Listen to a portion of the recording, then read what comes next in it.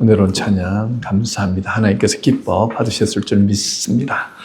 자, 오늘 하나님의 말씀 마태복음 14장 22절에서 33절까지의 말씀입니다. 마태복음 14장 22절에서 33절 말씀. 제가 한 절, 여러분들이 한 절 교독하도록 하겠습니다. 예수께서 즉시 제자들을 재촉하사 자기가 무리를 보내는 동안에 배를 타고 앞서 건너편으로 가게 하시고 보내신 후에 기도하러 따로 산에 올라가시니라. 저물매 거기 혼자 계시더니 배가 이미 육지에서 술이나 떠나서 바람이 거스름으로 물결로 말미암아 고난을 당하더라. 그 바다 위로 걸어서 제자들에게 오시니 제자들이 그가 바다 위로 걸어오심을 보고 놀라 유령이라 하며 무서워하여 소리 지르거늘 예수께서 즉시 이르시되 안심하라 나니 두려워하지 말라. 베드로가 대답하여 이르되 주여 만일 주님이시거든 나를 명하사 물 위로 오라 하소서 하니 오라 하시니 베드로가 배에서 내려 물 위로 걸어서 예수께로 가되 바람을 보고 무서워 빠져가는지라 소리질러 이르되 주여 나를 구원하소서 하니 예수께서 즉시 손을 내밀어 그를 붙잡으시며 이르시되 믿음이 작은 자여 왜 의심하였느냐 하시고 배에 함께 오름에 바람이 그치는지라. 배에 있는 사람들이 예수께 절하며 이르되 진실로 하나님의 아들이로소이다 하더라. 아멘. 자, 오늘은 어디에 목적을 두고 살아가십니까? 라는 제목으로 말씀을 전하도록 하겠습니다. 오늘 본문의 내용은 여러분들이 너무나도 잘 아는 내용이고 또 사실 신앙생활하면서 이 본문으로 많은 설교도 들으셨을 겁니다. 오늘 설교 내용을 금방 유추하실 수 있겠지요.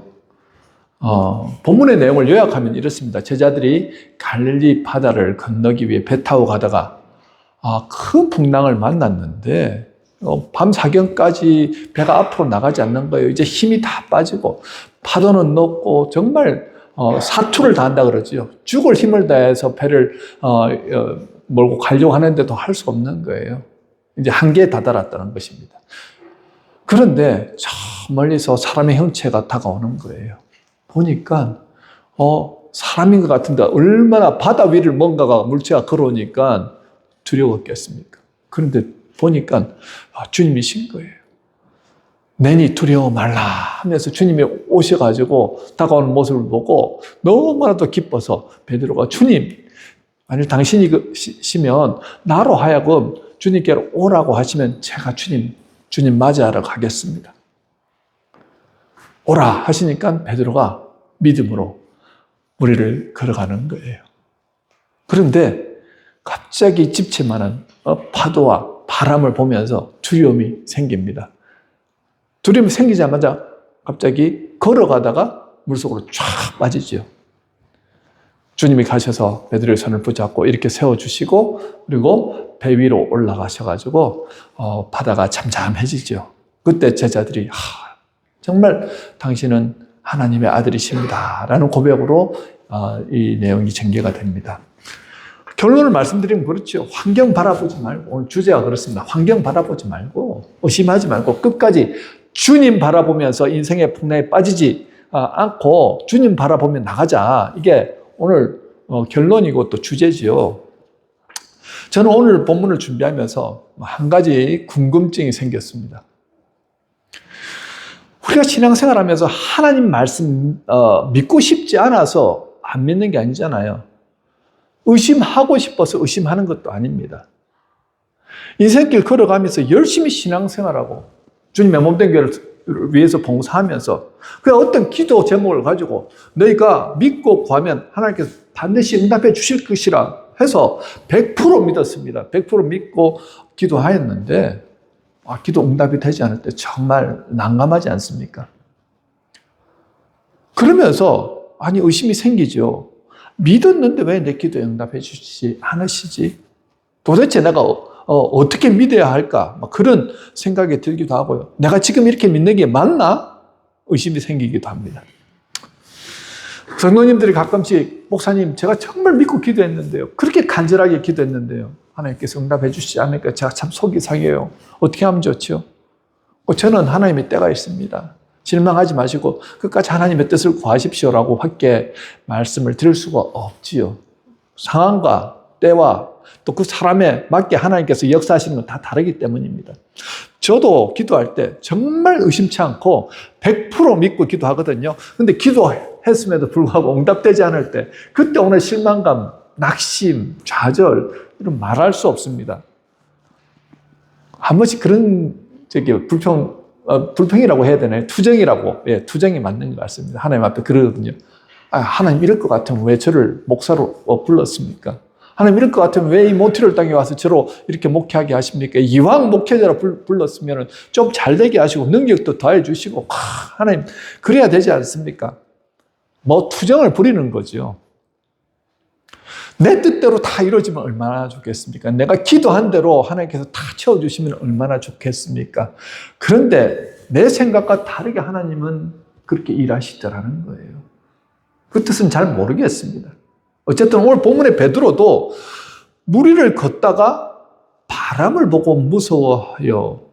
갑자기 물에 쏙 하고 빠집니다. 그때 본문 31절에서 뭐라고 말합니까? 예수님이 즉시 손을 내밀어 그를 붙잡으시며 이르시되 믿음이 작은 자여, 믿음이 작은 자여, 왜 의심하였느냐라고 말씀합니다. 자, 여러분 사실 베드로가 믿음이 작은 자입니까? 한번 잘 생각해 보십시오. 지금 갈릴리 바다의 그 수심은 굉장히 깊습니다. 몇백 미터나 되는 그 깊은 바다, 빠지면 시커먼 바다입니다. 앞이 보이지 않는 암흑입니다. 거기다가 지금 막 광풍이 불고요. 파도가, 집채만한 파도가 일어나고 있는 그 상황 가운데서 여러분, 인간이 물 위를 걸을 수 있습니까? 없습니까? 어떤 과학에 의존해가지고 장치를 딱 하고 걸을 수 있다 하면은 걸을 수 있겠죠. 요즘 같은 세상에서. 그런데 그 시대에 인간이 걸을 수 있는 분은 오직 예수님 한 분밖에 없지요. 사람으로서는 불가능한 일이라는 것입니다. 베드로는 예수님의 제자로서 예수님을 지근거리에서 따라다니면서 직접 예수님이 행하신 놀라운 기적들을 목도하였습니다. 무엇보다 오늘도 풍랑 속에서 정말 죽을 위기 가운데서 온 사력을 다해가지고 지금 분투하고 있는 가운데 이제 우리는 정말 죽었구나 하는 생각이 드는 그 순간에 예수님이 오셨어요. 그것도 물 위를 걸어서 오신 것입니다. 그때 예수님 보면서 어떤 생각이 들었겠습니까? 이때까지 주님이 행하셨던 그 수많은 기적들을 예수님 바다 위까지 걸어오신다고 그런 생각이 들지 않았겠어요? 그래서 베드로도 그 믿음이 생긴 거예요. 주님, 사람은 걸을 수 없지만 주님이 걸어오시고 주님이 명령하신다면 저도 믿음으로 걸어가겠습니다. 분명히 베드로도 믿음으로 반응한 것입니다. 어떤 면에서는 다른 제자들보다 더 믿음이 있었을지도 모르겠습니다. 나는 이만큼 주님 믿는 사람입니다. 몰라. 그런 것을 증명하고 싶었는지 모르겠지만 어쨌든 그는 예수님이 오라 했을 때 믿고 담대함으로 걸어가죠. 100% 한번 시행해 보십시오. 가다가 세인로렌스 강에 믿습니다 하고 한번 걸어가 보십시오. 가다가 쏙 빠질 겁니다. 100%죠. 그런데 베드로는 믿었어요. 주님이 저 앞에 서 계시는 걸 보고 그까지 걸어가겠다는 거예요. 그런데 잘 가다가 혹시라도 내가 빠지면 어떻게 하지?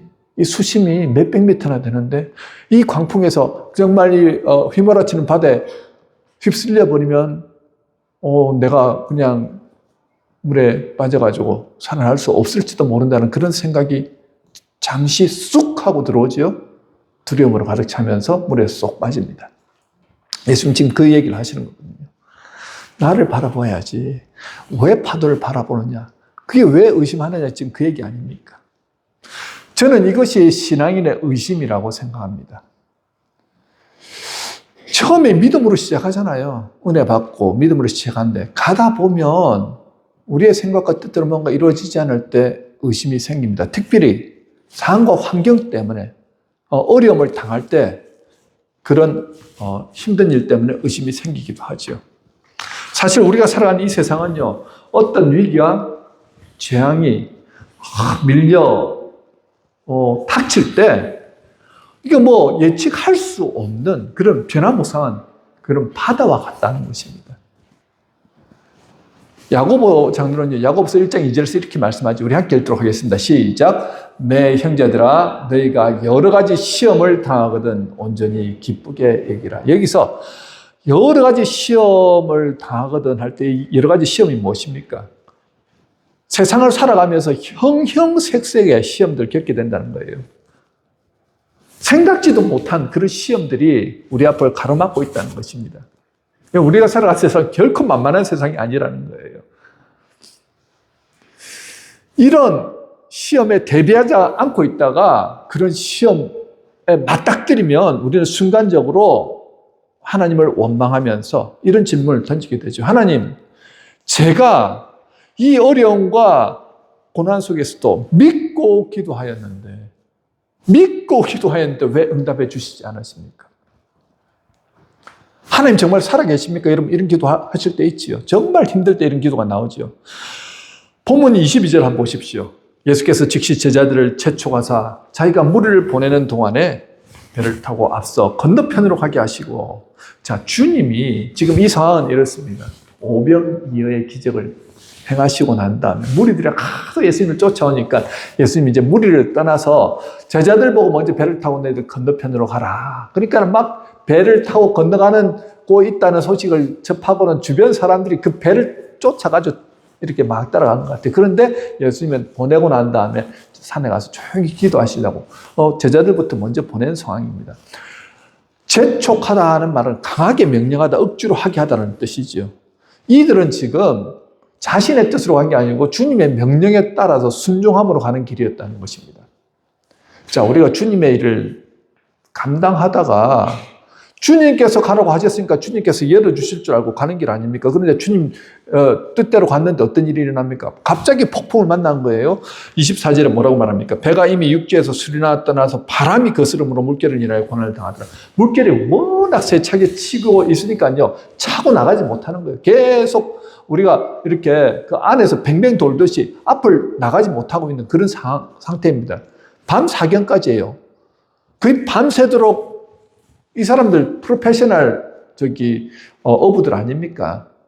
그 일만 하던 사람인데 지금 꼼짝 달싹하지 못하고 지금 갇혀 있는 상황. 조금만 더 이게 지체하다가는 이게 배가 이렇게 뭐 침몰 당할 수도 있는 지금 그런 환경 가운데 놓였다는 거죠. 고난을 당합니다. 그때 어떤 마음이 들겠어요? 아니, 주님께서 뜻하시고 주님께서 명령하셨으면 잘 되게 해주셔야지, 열어주셔야지. 아이, 구름이 끼고 비가 오는 날씨 가운데서도 우리가 출발한다 그러면 주님께서 나를 계기하시고 아무런 기회에 문제 없도록 해주셔야지. 왜 우리에게 이런 고난을 주실까? 제자들 입장에서도 그런 생각이 들지 않을까요? 죽을 고생을 하는 겁니다. 온 힘이 다 빠졌을 때 우리 주님은 어떻게 오십니까?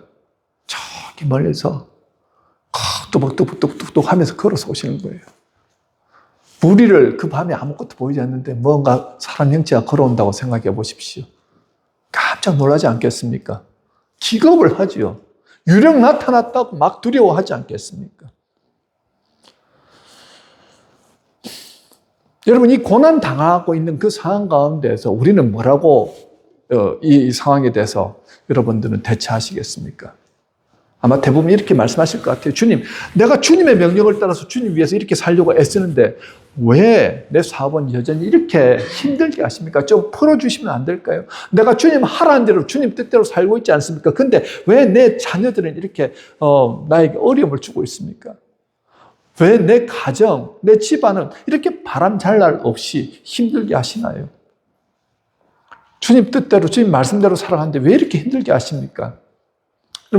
그런 불평 아닌 불평하지 않겠습니까? 주님 뜻대로 안 산다 그러면 모르겠어요. 그런데 살아감에도 불구하고 어려움이 오더라는 거죠. 죽을 지경이 되었을 때 주님이 27절에서 어떻게 그 위기의 순간에 예수님이 그들을 향하여 풍랑위를 뚫고 걸어오시죠. 말씀하십니다. 뭐라고요? 안심하라. 나니 두려워하지 말라. 여러분, 우리가 정말 죽을 고통 가운데 있다 할지라도 내일은 이제 도저히 안 되겠어요 하고 포기하고 싶은 그 순간에 주님 어떻게 해요?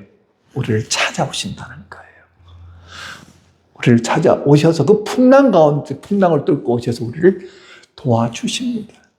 주님이 오시니까 어떤 역사가 일어났습니까? 그 풍랑이 배 위에 올라오셨을 때 잔잔해지더라. 무슨 말씀인지 아시겠죠? 주님이 오시면 우리를 덮고 있는 그 상황과 환경에 짓누르고 있는 그 모든 무거운 짐들 주님께서 어떻게 해요? 다 내려놓게 하시고 우리 안에 평안이 임한다는 거예요. 오늘 본문이 여기까지 하고 딱 끝나면 딱 좋을 것 같습니다. 안 그렇습니까? 예수님 배에 올라오니 바람이 멈추었더라. 그리고 참 하나님의 아들이십니다 하고 딱 끝나면 좋겠는데 뜬금없이 예수님이 걸어오시는 모습을 보고 베드로가 나섭니다. 주여 만일 주시어든 나를 명하사 무리로 오라 하소서. 지금 밤 사경까지 어떻게 해요? 노를 저었습니다. 다들 지치고 힘든 상태에 있는데 예수님을 보니까 베드로가 신이 난 거예요. 주님 오라고 명령하시면 제가 주님 앞으로 나가겠습니다. 자, 그런데 보통 사람 같으면 베드로처럼 무리로 가겠다고 얘기 안 하겠죠. 나 지금 다 지쳐있고 힘든데 빨리 주님 오셔가지고 이 폭풍을 잠재워 주십시오 하는 게 보통 사람들의 반응 아니겠습니까?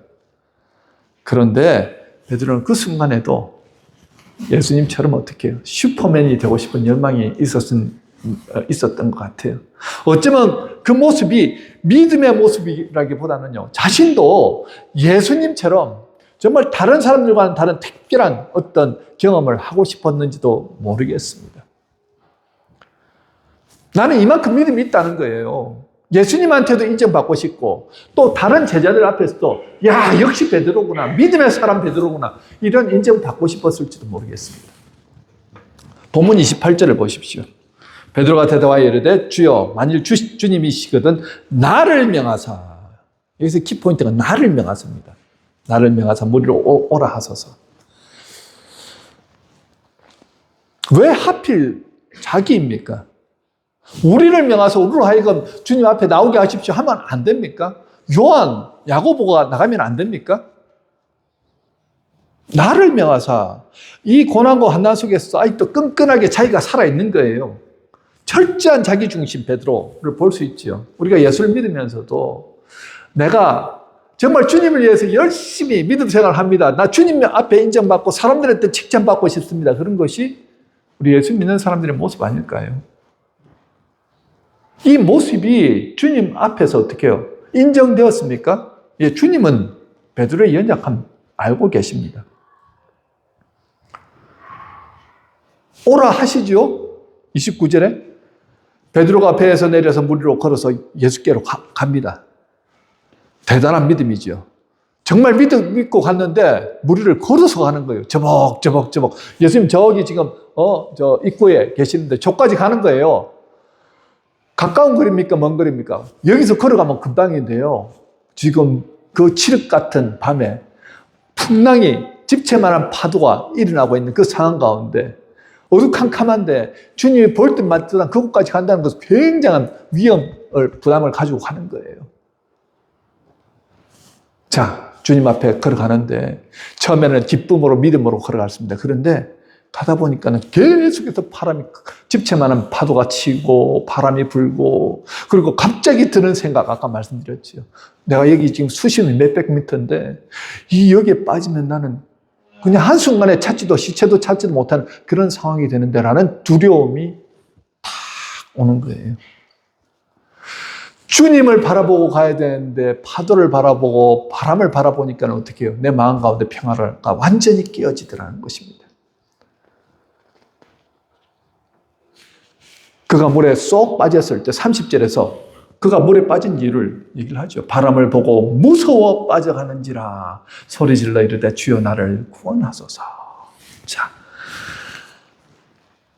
처음에는 주님만 바라보았는데 그래서 물을 걸을 수 있었는데 바람을 보고 무서워하였다 말하죠. 여기서 말하는 바람은 그저 살살 부는 바람이 아니지요. 엄청나게 지금 막 부는 바람, 그 큰 바람과 파도를 바라보면서 두려움이 생겼습니다. 여러분, 주님을 바라봐야 될 베드로가 바람과 파도를 바라보면서 무너진 이 장면 우리들의 모습은 어떻습니까? 꼭 우리들의 모습도 그렇지 않습니까? 어떤 상황과 환경을 바라보면서 우리도 모르게 자꾸 믿음이, 의심이 생기고 무너지고, 내가 이러다가 삶 망하면 어떻게 되지? 내가 이러다가 어려움 당하면 어떻게 하지? 혹시 그렇게 처음에 믿음으로 시작했다가 나중에 의심으로 끝나는 그런 경우가 있지 않습니까? 오늘 지금 베드로의 모습이 그렇다는 거예요. 자, 베드로가 물에 빠진 모습 첫 번째 이유는요, 그것보다 조금 더 근본적인 이유가 있죠. 뭐냐면은 무리를 걷는 목적이 무엇이냐는 거예요. 왜 그 순간에 무리를 걸어야 합니까? 예수님이 걸었기 때문에 그도 걸어야 할까요? 아니요. 예수님이 무리를 걸어오신 이유는 단 한 가지입니다. 그 시간에 배를 구할 수가 없었어요. 풍랑이 일었기 때문에 아무도 배를 타고 나가는 사람이 없었습니다. 배를 구할 수가 없었습니다. 오로지 제자들을 구할 수 있는 유일한 방법은 예수님 걸어서 오시는 방법밖에 없었습니다. 예수님 평소에는요, 무리를 걸어 다니지 않으셨어요. 자기를 내세우려고 하지 않으셨어요. 오로지 예수님의 무리를 걸어오신 목적은 제자들을 구해내시기 위한 목적으로 오셨다는 것입니다. 제자들에게 하나님의 아들이심을 보여주시기 위해서 오늘 이 풍랑을 뚫고 걸어오신 거예요. 그 목적이 하나죠. 그런데 베드로는요, 자기가 이런 체험을 하고 싶다는 거예요. 너희들은 해보지 못한 거. 예수님처럼 나도 무리를 걷고 싶고, 야, 베드로가 걷었다는 그런 칭찬과 인정을 받고 싶었어요. 정말 베드로는 믿음의 사람이구나 하는 것을 주님으로부터 칭찬받고 싶었다는 거예요. 여러분, 우리의 믿음의 목적이, 교회 다니는 목적이 내가 잘 믿어가지고 주님 앞에 인정받고 칭찬받아가지고 정말 주님이 주시는 복 누리고 내 자손이 잘 되고, 여러분, 이런 게 목적이라고 한다면 우리는 믿음이 적은 자여, 그 믿음에 머무를 수밖에 없다는 거예요. 무슨 말입니까? 풍랑이 오면 금방 무너지는 믿음이라는 거예요. 목적이 뭐냐는 거예요.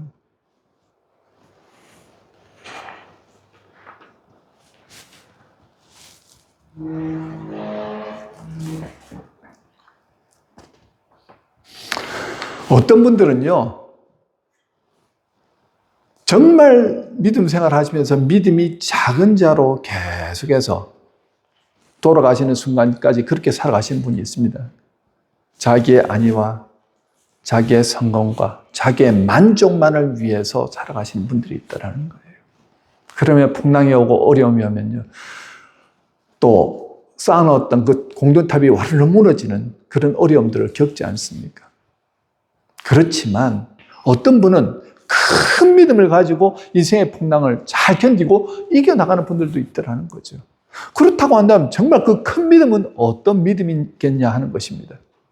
첫 번째로요, 큰 믿음이란 지속적인 믿음을 의미합니다. 큰 믿음이란 계속 믿는 것을 의미하는 거예요. 한 번 믿었고 좋을 때만 믿고 은혜 받았을 때만 믿는 게 아니고 고난과 어려움과 어떤 환경 가운데서 끊임없이 믿는 것을 의미합니다. 여러분, 지금 베드로의 믿음은요, 작은 믿음이죠. 그 믿음이 언제 큰 믿음으로 변한 줄 아십니까? 사실 예수님의 제자들은 예수님이 행하신 수많은 기적들을 눈으로 직접 보았습니다. 살아생전에 예수님과 함께 할 때 그들의 믿음은 작은 믿음이었습니다. 예수님 살아계실 때는 작은 믿음이었다는 거예요. 왜 그렇습니까?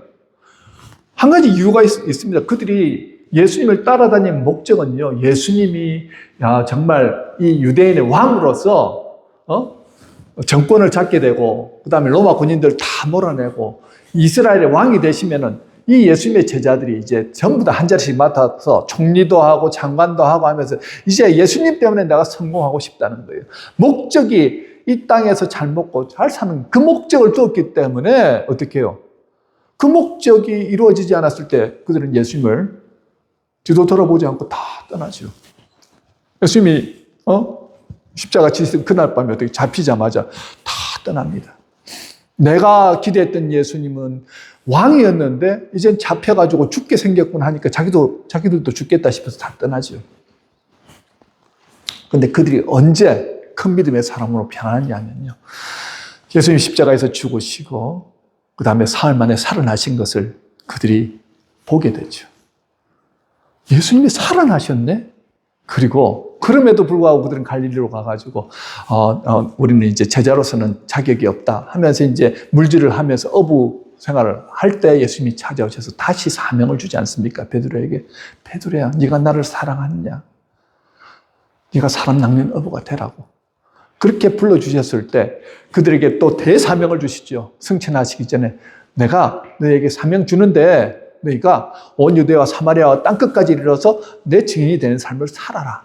이제는 한 사람 한 사람에게 복음을 전파함을 통하여서 그들을 제자로 삼아가지고 세례를 주고 가르쳐서 그렇게 지키는 삶을 살아라. 복음을 증가하는 삶을 살아라. 그들이 그것을 붙들고 함께 모여서 성령이 임할 때까지 기도하기 시작하다가 오순절 타락당해서 성령의 충만함을 받고 난 다음에 믿음의 눈이 뻥하고 뜨입니다. 정말 부활이 있구나. 정말 영생이 있구나. 죽으면 끝이 아니구나 하는 것을 그들이 발견하였다는 거예요. 내가 죽으면 돌아갈 곳이 있구나. 본향이 있구나. 그 전에 베드로의 삶의 목적이 이 땅에 성공에 맞춰져 있었다고 한다면 부활하신 예수를 만난 이후에 그의 삶의 목적은요, 하나님의 나라와 그 뜻을 이루는 삶이었다는 거예요. 복음 전파하고 제자 삼는 그 일을 위해서 그는 온몸을 다 던지지 않습니까? 여러분, 저와 여러분들은요, 제자들처럼 예수님이 살아생전에서 기적을 보고 그렇게 경험하였던 그런 모습들, 우리는 예수님을 직접 보지도 못했고 그 기적도 경험하지 못했습니다. 그럼에도 불구하고 여러분들은 지금 여기 와서 앉아서 예배 드리지 않습니까? 그 제자들보다 어떤 면에서 여러분들 더 믿음이 좋은 분들이라는 거예요. 그런데 그 제자들이 성령의 충만함을 받고 난 다음에 그들의 삶의 목적이 바뀌고 정말 큰 믿음을 가지고 어떤 고난과 어려움 가운데서 그것을 이기고 능히 승리하며 살아가더라는 거죠. 그래서 여러분, 날마다 성령 충만 받기를 간절히 구하십시오. 성령 충만은 한 번으로 만족되는 게 아닙니다. 매일매일 성령 충만을 위해서 기도하셔야 됩니다. 로마서 1장 17절 우리 함께 읽도록 하겠습니다. 로마서 1장 17절 시작. 복음에는 하나님의 의가 나타나서 믿음으로 믿음에 이르게 하나니 기록된 바 오직 의는 믿음으로 말미암아 살리라. 아멘. 자, 여러분, 우리는 예수님을 본 적도 없고 성령님을 본 적도 없습니다. 하지만 예수님 나를 구원하여 주셨다는 그 사실을 믿습니다. 어떻게 믿을 수 있었습니까? 성령께서 오심을 통하여서 내 안에서 믿게 해주셨다는 거예요. 예수님이 2000년 전에 내 대신에 십자가에 내 죄를 지시고 십자가에 돌아가셨다는 사실이 믿어지더라는 것입니다. 성령께서 오심을 통하여서 믿게 해주시고 믿음의 눈이 열림을 통하여서 우리는 정말 보이지 않는 예수를 믿고 살아가는 사람들이라는 거예요. 추상적인 믿음이 아닙니다. 실제적인 믿음이라는 거예요. 그래서 히브리서 11장 1절에 이렇게 말씀합니다. 시작. 믿음은 바라는 것들의 실상이요 보이지 않는 것들의 증거니. 여기서 바라는 것들의 실상이라고 그러잖아요. 바라는 것들은요, 우리가 하나님께 기대하고 소망하는 것들을 말합니다. 한마디로 하나님의 약속, 구원, 천국, 회복, 이것이 지금 보이지 않는 것이잖아요. 바라는 것들 아닙니까? 그런데 분명하게 실제하고 존재하는 것으로 믿어지는 거예요. 그리고 보이지 않는 것들의 증거라고 말하죠. 보이지 않는 것들은요, 하나님, 예수님, 성령님, 천사 다 육안으로 보이지 않습니다. 그런데 실제 하는 것으로 확신하고 살아가는 태도죠. 여러분, 믿음이 그렇다는 거예요. 보이지 않는 것들을 우리는 믿고 살아가는 사람들입니다. 지금 나와 함께 하신다. 나를 구원하여 주셨다. 이걸 믿는 거예요. 그리고 어떤 상황 가운데서도 주님이 내 곁에 계신다는 것을 내가 지금 믿고 살아가는 것입니다. 이게 진정한 믿음이고요. 이 믿음이 있을 때 우리는 계속해서 지속할 수 있다는 거예요. 여러분, 이렇게 믿음으로 살아가는 사람들은요, 내 삶의 목적이 나를 통해서 하나님의 나라와 뜻이 이루어짐으로 하나님의 영광을 나타내는 삶을 살아가게 되는 것입니다. 삶의 목적이 나에게 맞추어져 있는 사람들은요, 어려움이 오고 또 기도가 응답되지 않으면 마치 물 위를 걸어가다가 물속에 쏙쏙 자꾸 빠진다는 거예요. 하지만 내 삶의 목적이 하나님께 조율되어 있는 사람은 끝까지 뭘 한다고요? 주님을 바라보고 주님을 의지하고 주님과 함께 하면서 믿음으로 승리하더라는 거죠. 이것이 지속적인 믿음이에요. 큰 믿음을 소유한 사람들에게 드러나는 모습이라는 것입니다. 우리 교회는 그런 분들이 참 많으신 것 같아요. 두 번째 큰 믿음이란 주님이 결코 나를 버리시지 않는다는 믿음입니다. 여러분, 이거 믿으십니까? 여기는 안 믿으세요? 주님이 나를 결코 버리지 않는다는 거 믿으십니까? 자, 우리가 시련을 당할 수 있지만요. 그래서 좌절하고 쓰러질 수 있지만 어떤 경우에도 주님은 우리를 버리시지 않으십니다. 여기에서 중요한 것은요. 내가 주님의 손을 붙드는 게 아니에요. 내 의지로 주님의 손을 잡는 게 아닙니다. 결국 주님 우리를 찾아오셔서 어떻게 해요? 우리 손을 꼭 붙들어 주십니다.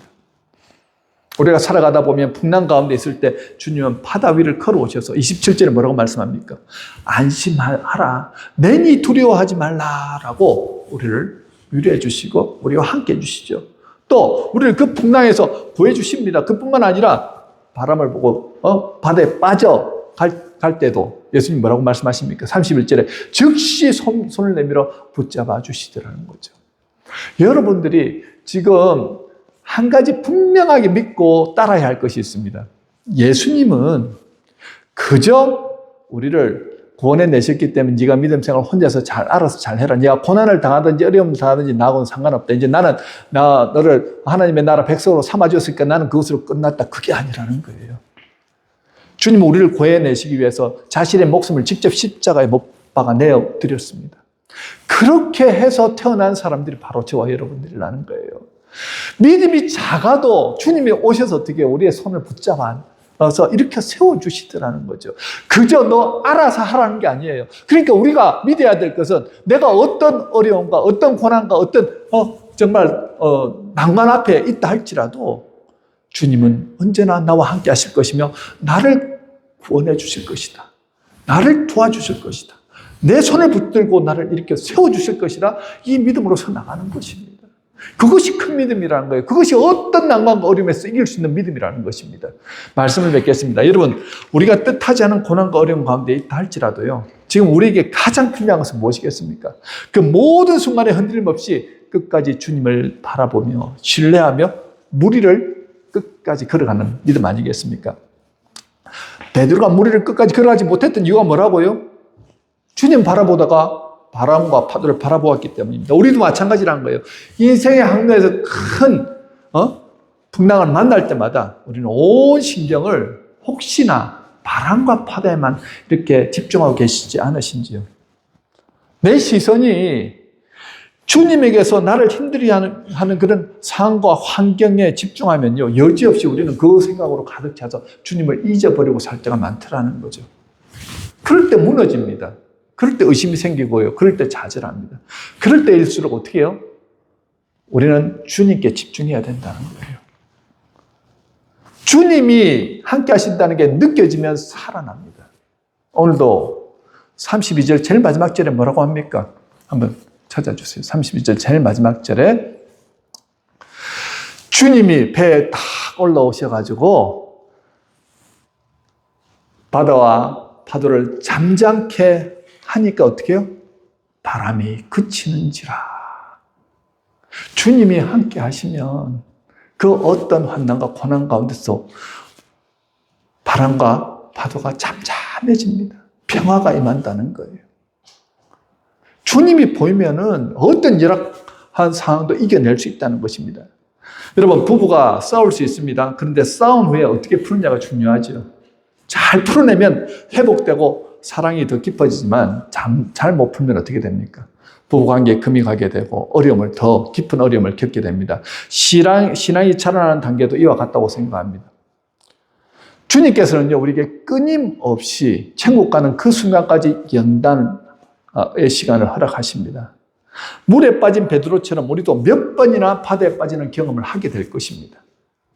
하지만 그때마다 주님이 우리를 찾아오셔서 손 내밀어 주시고 다시 이렇게 세워주신다는 거예요. 그런데 그때 손 내밀어 주실 때 손 거부하고 나는 내 힘으로 한번 버티면서 한번 수영해가지고 나는 내가 이 파도를 헤치고 나가 보겠습니다 라고 할 때 그 끝은 결국 물에 빠지는 것밖에 없죠. 죽음밖에 없다는 것입니다. 풍랑 속에 찾아오시는 주님의 손을 얼른 잡고 다시 일어나셔야 된다는 거죠. 빨리 잡고 일어나시는 게 관건입니다. 그리고 처음에는요 5m 걷다가 빠지고 또 다음에 10m 걷다가 빠지고 또 15m 걷다가 빠질 수 있을 것입니다. 천국 가는 그 순간까지 우리는 몇 번이나 빠질지 모릅니다. 계속 빠지겠죠. 하지만 여러분들은 물속에 빠지는 시간보다 물 위를 걷게 되는 시간이 훨씬 더 늘어나게 될 것입니다. 이것이 바로 우리의 신앙이 점점 더 자라고 성화되어지는 과정이라는 거예요. 여러분, 우리에게는 돌아갈 본향이 있다는 사실 잊지 마십시오. 결코 이 땅에서의 삶이 다가 아닙니다. 그것을 기억하는 사람과 기억하지 못하는 사람은요, 삶의 목적이 분명히 달라집니다. 목적이 달라지면 풍랑 속에서 무리를 걸어갈 때도 바람과 파도를 바라보지 않고 오직 주님만 바라보며 걸어갈 수 있습니다. 그때야 비로소 정말 우리의 믿음이 큰 믿음으로서 서 나가는 단계가 아니겠습니까? 매일 저와 여러분이 생각할 수 없는 그 파도와 고난에도 불구하고 끝까지 주님 바라보십시다. 주님이 내미시는 손 붙잡고 일어나십시오. 날마다 일어나십시오. 주님을 끝까지 신뢰하면서 인생의 바다를 힘차게 걸어가십시다. 그럴 때 주님이 예비하신 놀라운 은혜와 능력을 날마다 경험하시기를 주님의 이름으로 축원합니다.